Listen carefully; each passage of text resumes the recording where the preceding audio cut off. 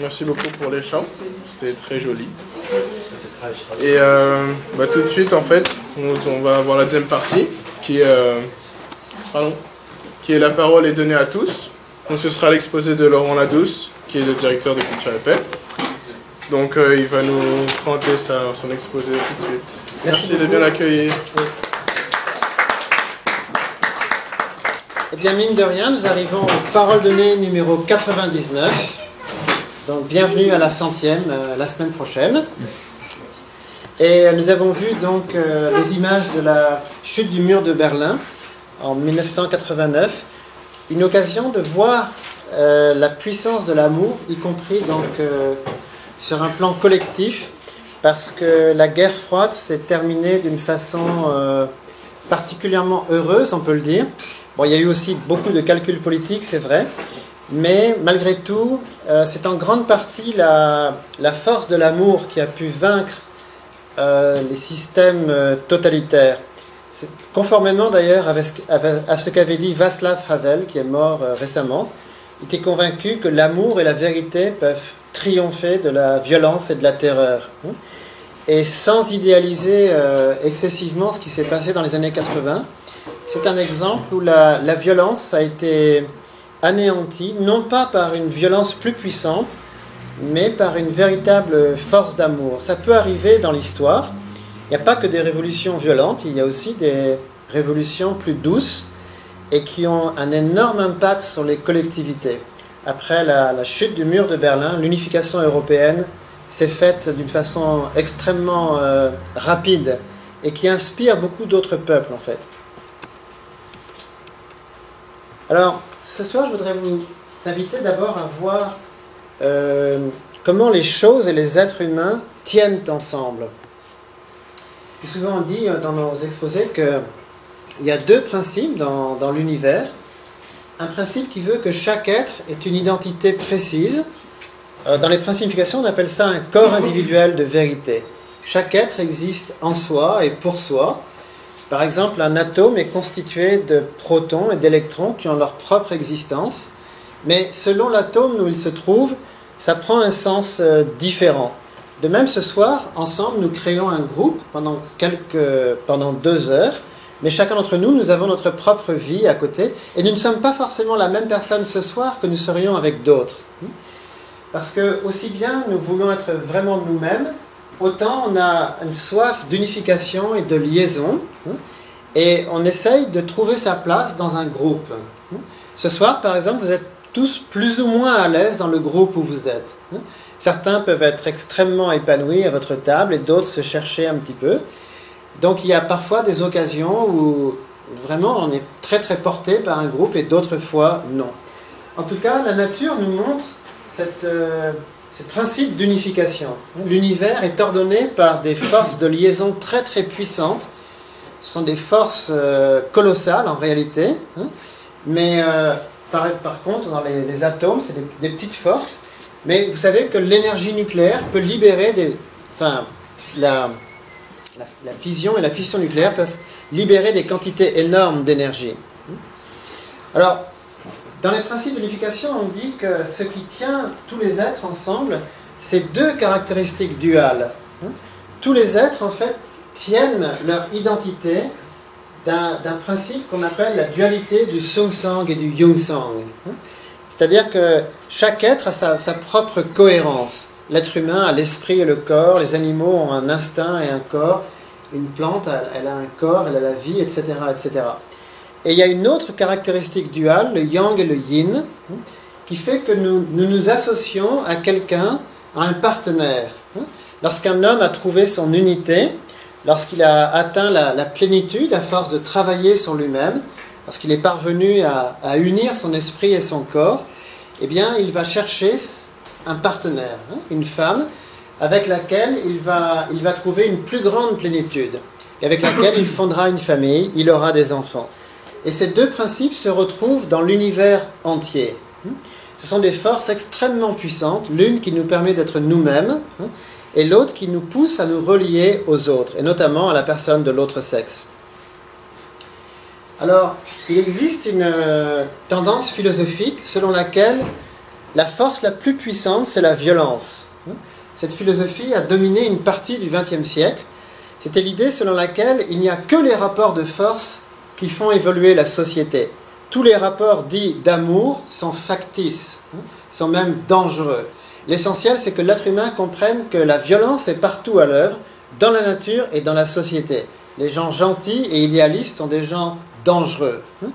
Selon l'idéologie marxiste, tous les êtres existent dans des positions d'antagonisme. Qu'on le veuille ou non, nous sommes dressés les uns contre les autres. Il y a toujours une relation entre deux sujets qui ne peuvent pas être en accord. Il y a toujours la thèse et l'antithèse. Et donc, il y a une synthèse qui ne peut aboutir que dans des rapports de force. Et donc cette vision du monde favorise plutôt l'antagonisme, la discorde, les luttes, la violence. Et ça a été pour beaucoup de gens, c'était une quasi-religion. Si l'on voit l'incroyable passion quasi-religieuse que certaines personnes ont pu avoir dans les régimes communistes, au point de donner leur vie, on est en présence d'un phénomène quasiment religieux.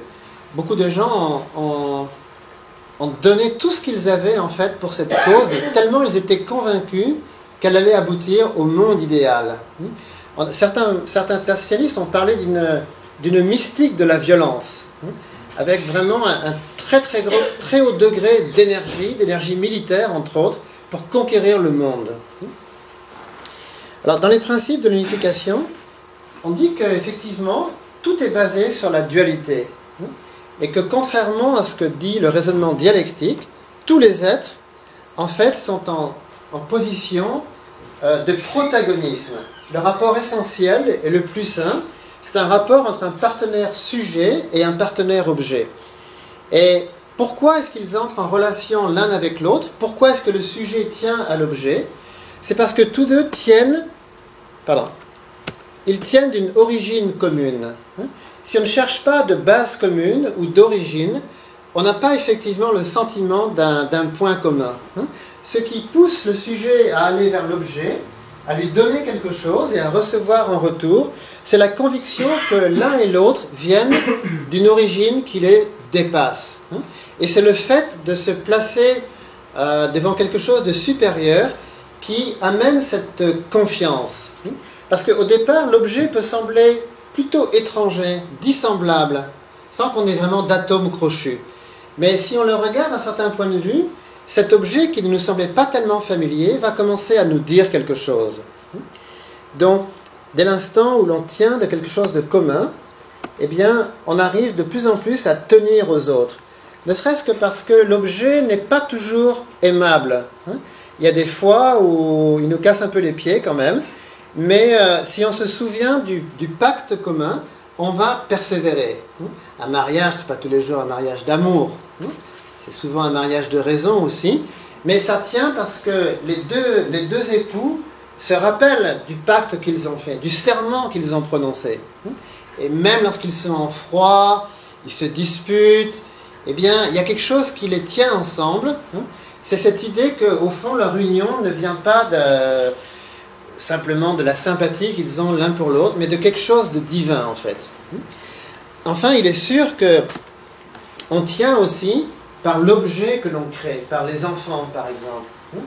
Mais on dit que les couples ne doivent pas tenir uniquement par les enfants. Lorsque les enfants sont casés, le couple doit tenir tout simplement par le fait d'être un couple. Alors, l'unificationnisme, c'est une vision des choses qui souligne la complémentarité des êtres, leur but commun. Ça ne veut pas dire que les rapports de force n'existent pas. Parfois, il y en a. Par exemple, un mari qui voit une autre personne tourner autour de sa femme, il va quand même mettre le haut là. Mais je dirais que lorsqu'on écarte un partenaire sujet encombrant, c'est pour favoriser la véritable relation saine qui nous unit avec notre partenaire objet. Alors, tous les êtres, en fait, s'associent dans des ensembles plus vastes où ils trouvent un plus que soi. Donc, un homme est plus que lui-même dans son couple et dans sa famille, sans nier pour autant son identité. On se grandit, en fait, à travers les relations. Dans l'univers, comme on l'expliquait la semaine dernière, il y a un ordre vertical qui tient tous les êtres.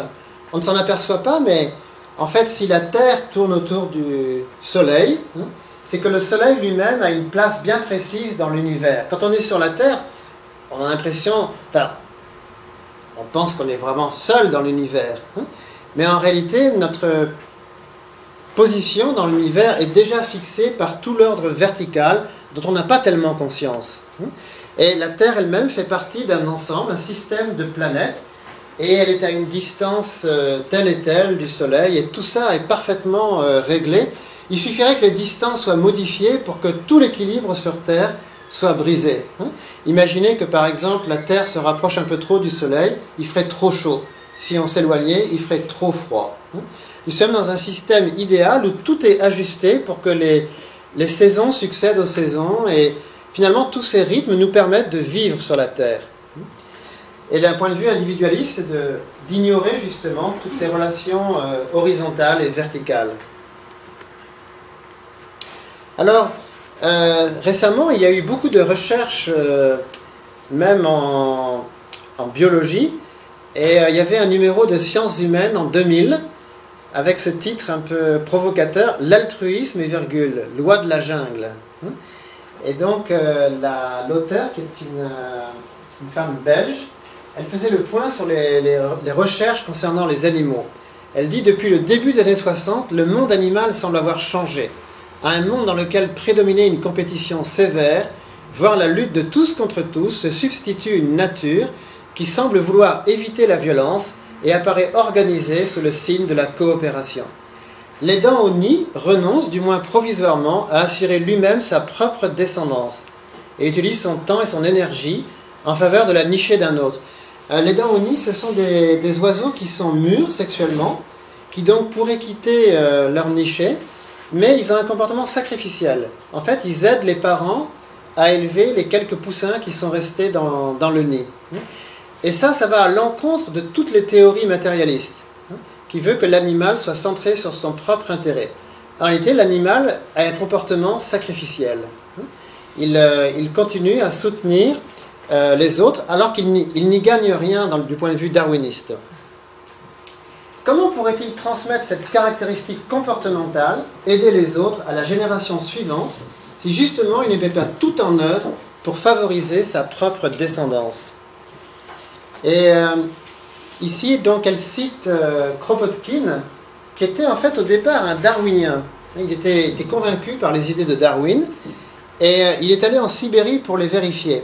Et là, en fait, ça a été un grand choc, parce qu'il s'est aperçu que les animaux lui donnaient exactement la preuve contraire de ce qu'il cherchait. Je n'y ai vu que preuve de soutien mutuel, d'amitié, de solidarité.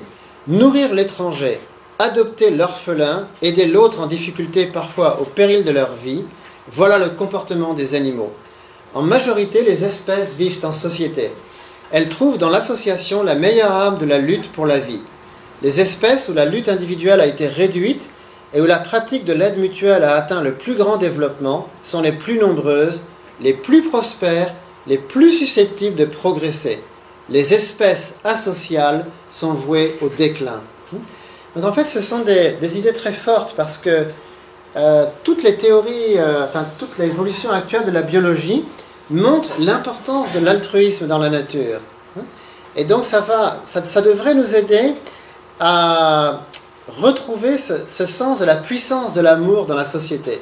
Parce que déjà, la nature est un manuel qui nous enseigne cela, ce qu'on appelle le mutualisme.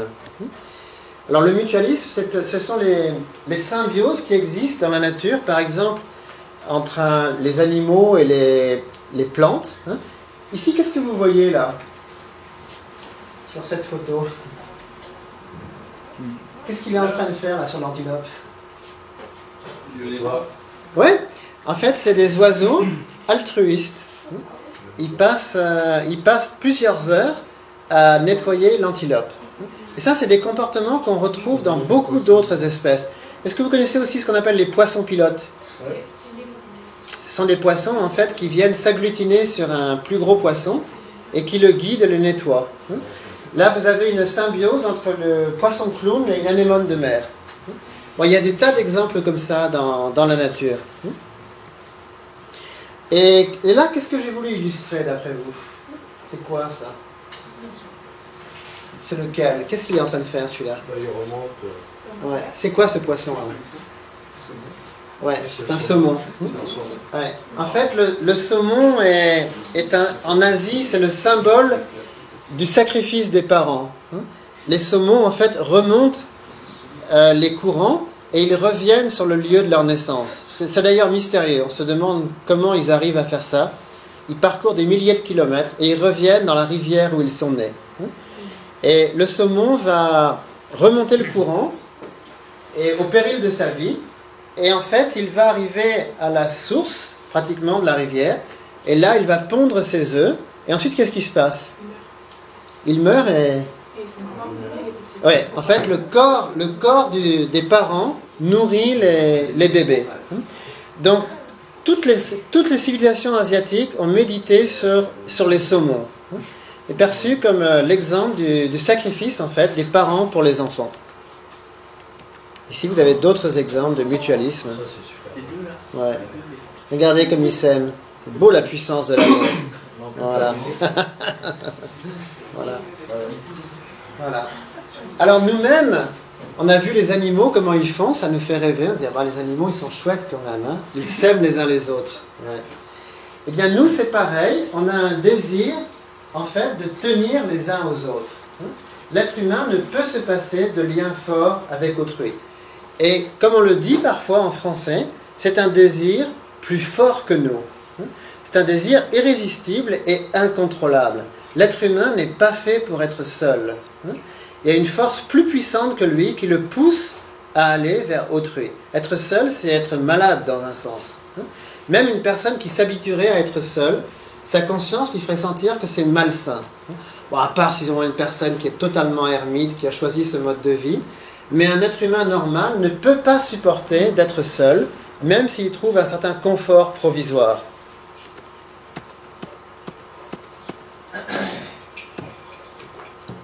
Alors, ce qui nous pousse à nous attacher aux autres est parfois ambigu. Beaucoup de personnes n'arrivent pas à mettre l'amour au centre de leur attachement.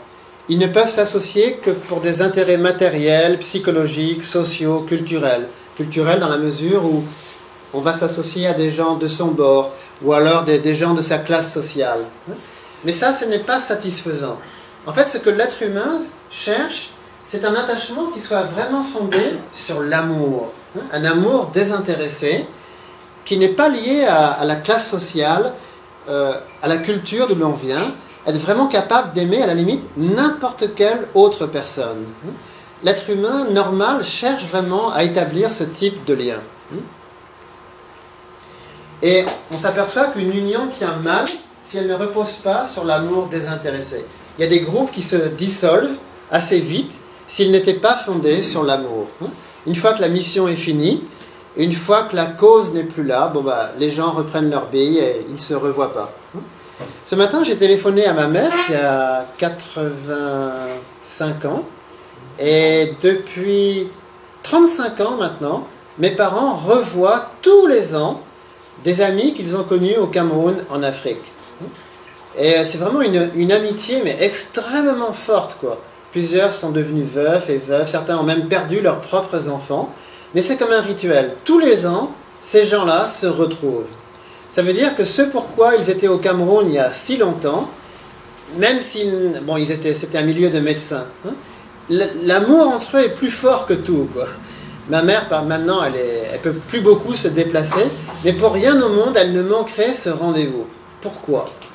Ça, c'est vraiment mystérieux. Mais c'est ce qui fait aussi que les gens sont heureux dans un sens. C'est une forme de bien-être, de bien vivre. C'est ce qui rend honneur à une société. Une société où il n'y aurait plus de gens comme ça, n'aurait plus vraiment d'âme.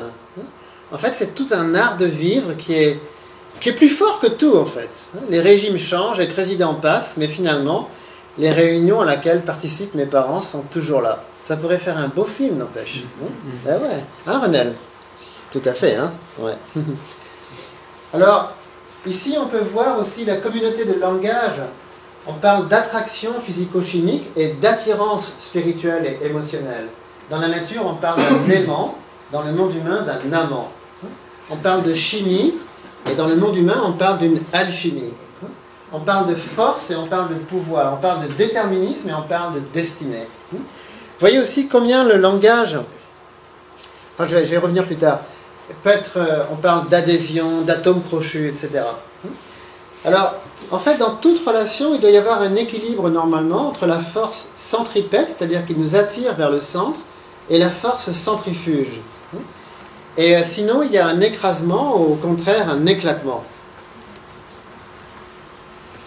Alors, ici, c'est une forme d'amour maladive. C'est lorsque le sujet écrase l'objet.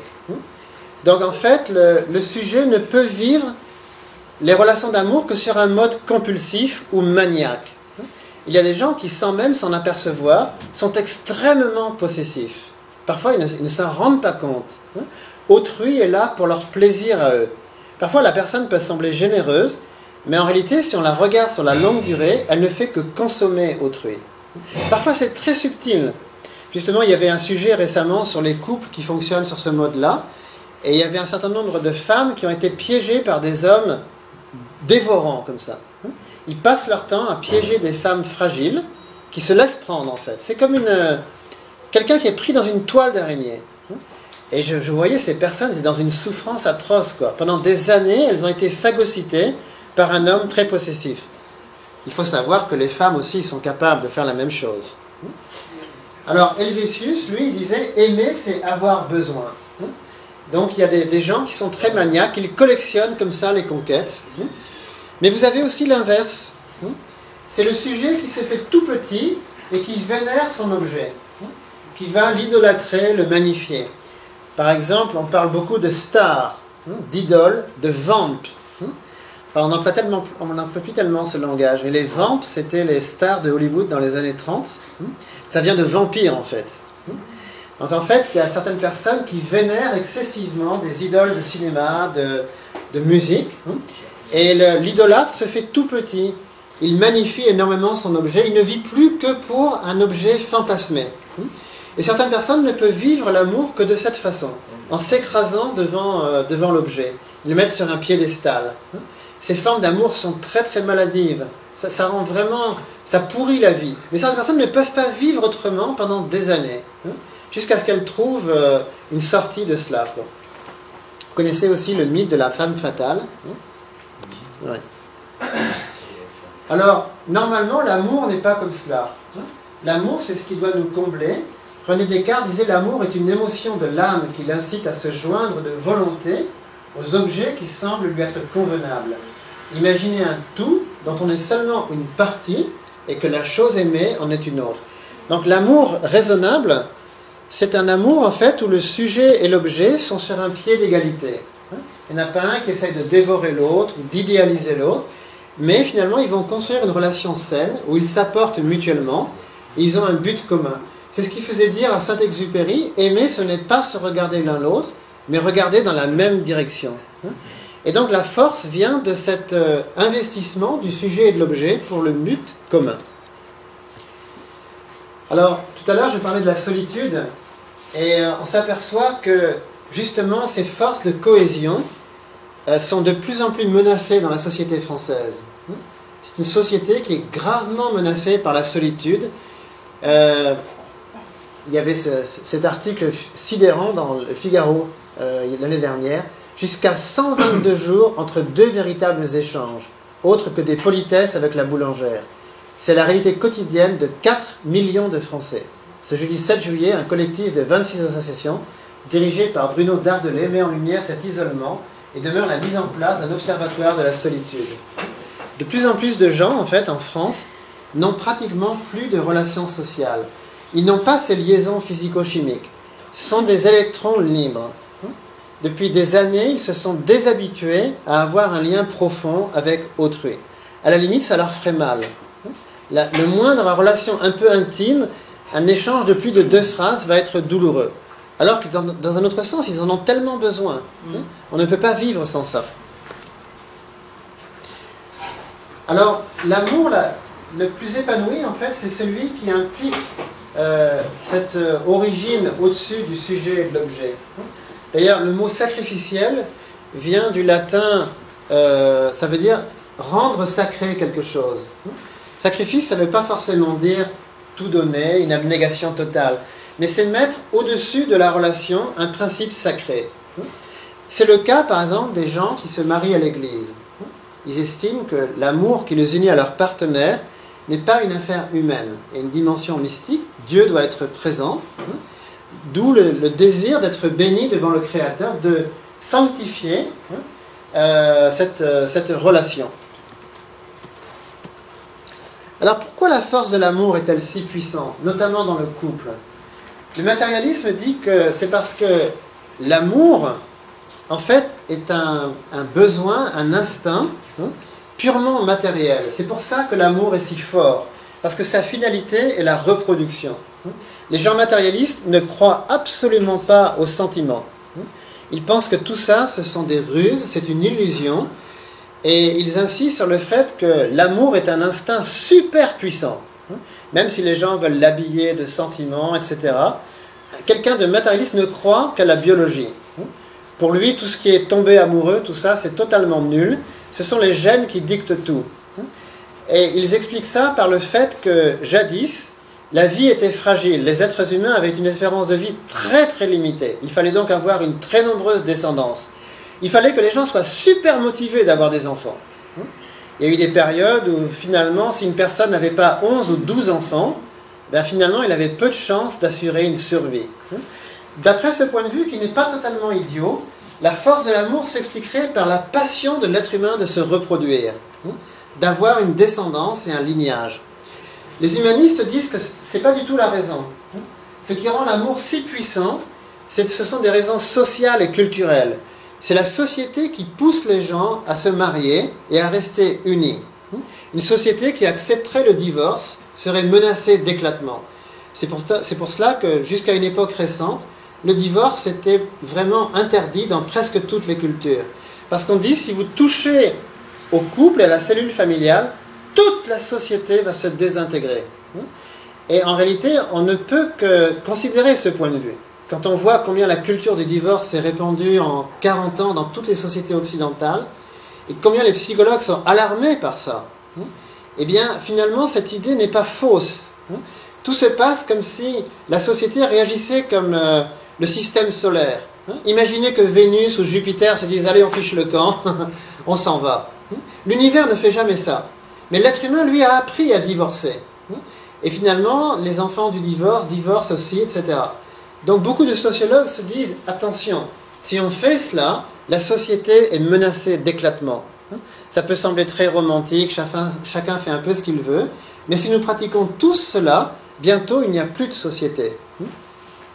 Enfin, les spiritualistes disent que non, ce qui rend la force de l'amour si puissante, c'est parce qu'elle vient de Dieu. Finalement, faire des bêtises avec l'amour, c'est entrer en conflit avec Dieu, et ça n'est pas possible. Alors, le point de vue des principes de l'unification, c'est que les trois sont vrais. Ce qui rend la force de l'amour si puissante, c'est qu'effectivement, elle met Dieu en jeu, elle met la société en jeu, et elle met le lignage en jeu, les trois. C'est pour cela que nous tenons tellement les uns aux autres. C'est plus fort que nous. L'être humain ne peut pas aller contre les lois de la nature, contre les lois sociales, contre les lois divines. Sa conscience ne lui permet pas. C'est pourquoi nous sommes tous si scrupuleux par rapport à l'amour. Nous savons qu'on peut se permettre beaucoup de choses dans la vie, mais aller contre l'amour, c'est ce qu'il y a de plus dangereux pour un être humain. L'amour est une force bien plus puissante que notre volonté. Quiconque prend des libertés avec ses lois s'expose finalement à une réprimande très très forte de sa conscience. Souvent les gens pensent que c'est la société qui les punit ou c'est la nature qui se venge. Je ne pense pas du tout. Finalement, c'est un effet boomerang. On récolte ce qu'on a semé. Alors, je disais donc que pour Freud en particulier, lui c'était un matérialiste convaincu, il pensait que tout est pulsion, mais Viktor Frankl lui avait répondu, dans l'amour, un ça n'est pas poussé vers un toi. Dans l'amour, un moi se décide pour un toi. On peut parler d'amour quand une personne au lieu de céder à l'instinct sexuel, construit une relation avec l'autre sexe. En fait, l'amour est très élaboré, ça n'a rien d'un instinct ou d'une pulsion. L'amour n'est vraiment fort entre deux êtres que si ils ont d'abord uni leur esprit et leur corps. On peut rappeler quelques citations. L'amour est charnel jusque dans l'esprit, spirituel jusque dans la chair. Dans le véritable amour, c'est l'âme qui enveloppe le corps. Donc ce qui rend le partenaire désirable, c'est que justement, il est parvenu à unir son esprit et son corps. Suzanne Lillard dit « Ce qui spécifie la femme comme être humain l'emporte de beaucoup sur ce qui la spécifie en tant que femelle. » En réalité, un homme ne cherche pas simplement une femelle. Il va chercher une femme épanouie qui a pu unir son esprit et son corps. Et c'est à ce moment-là que ça vaut le coup de fonder une famille et d'avoir des enfants. Plus l'amour est puissant entre deux êtres, plus le désir d'avoir des enfants sera fort et de les garder.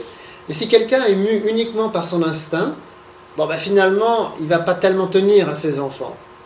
Il va en semer un peu partout, mais en réalité, il ne va pas y tenir tant que ça. Ce qui fait que les parents tiennent à leurs enfants, c'est que déjà, dans le couple, il y a un projet très très fort. Et les enfants reflètent l'harmonie qui existe entre les parents. Alors, la réponse des principes d'unification à tout ça, c'est que l'amour n'a rien d'un instinct. Par contre, on dit que le cœur est l'élan irrépressible de chercher la joie en aimant un objet. Et ça n'a rien d'un instinct. C'est un élan irrépressible qui existe en Dieu lui-même. C'est-à-dire que Dieu ne peut pas s'empêcher d'aimer. C'est plus fort que lui. Même le Créateur met l'amour au-dessus de sa toute-puissance, de son caractère absolu et éternel. Dieu ne peut pas s'empêcher d'aimer les êtres humains et sa création. Ça n'est pas un instinct, c'est un élan irrépressible.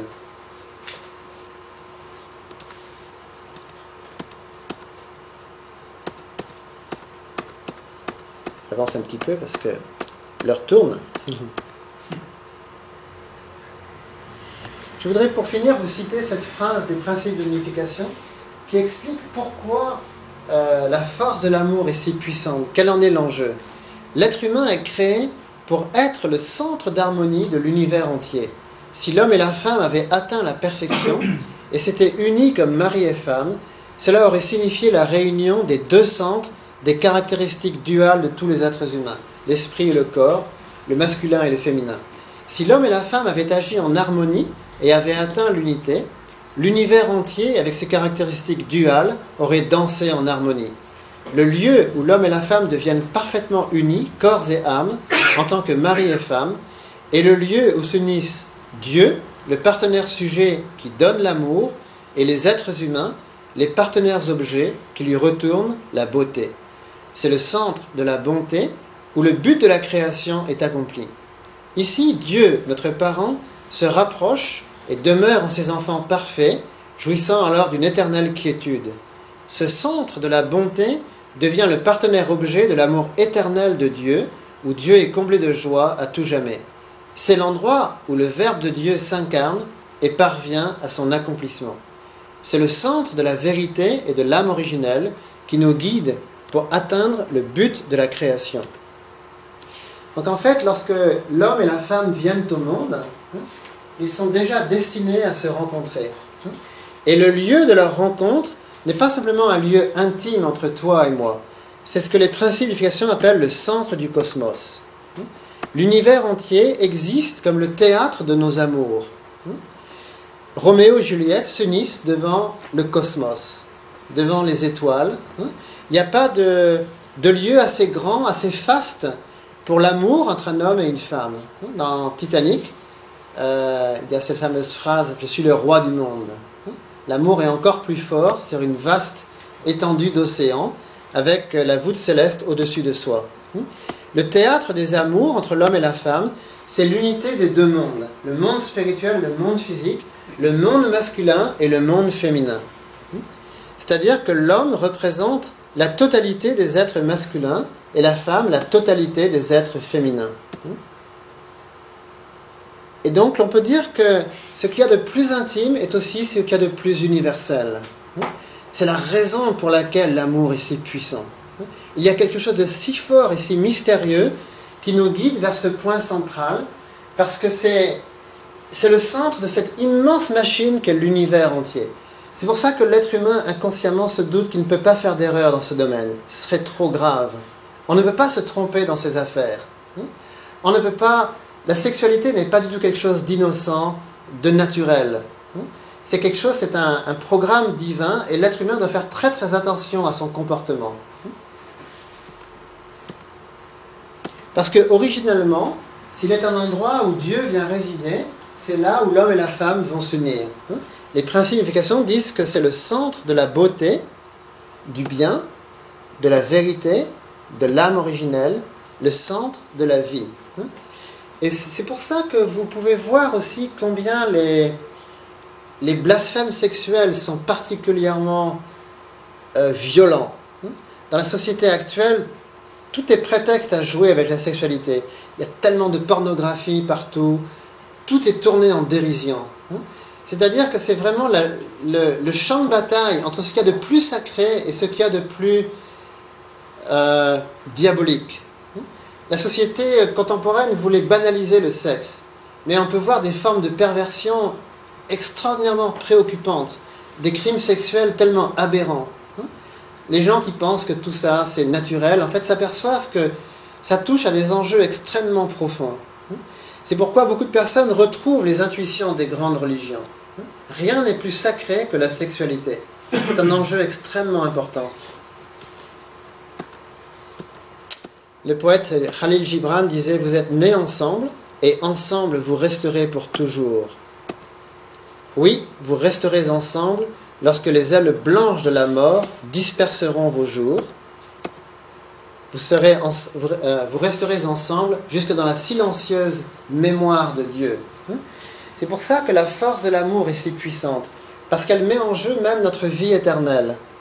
Toutes les relations affectives que nous avons nouées sur Terre ont une influence très importante sur notre vie éternelle. On peut dire que la félicité conjugale, c'est un avant-goût d'une éternité nuptiale, de vivre à deux en tant que couple, dans l'au-delà. Si vous avez été intéressé par cette présentation, je vous invite à en savoir un peu plus. Dès samedi, nous voulions faire un séminaire de 2 jours ce week-end à Chamarande, mais ça ne va pas être possible. Nous allons vous offrir un petit condensé ici même. Voilà.